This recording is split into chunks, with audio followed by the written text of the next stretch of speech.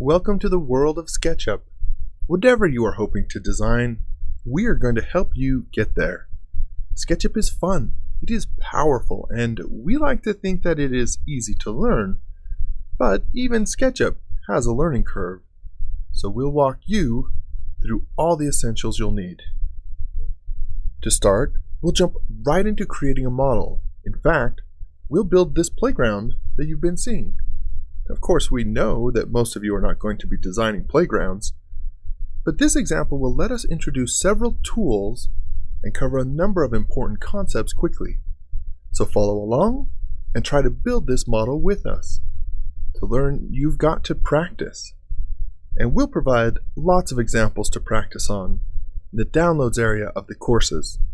For example, you can download this park model in various phases of completion to help you as needed. A note about the version of SketchUp we are using. In this series, we will use the desktop version of SketchUp Pro. However, everything we will learn applies to the free and web versions of SketchUp as well. The interface is very similar and the tools work the same.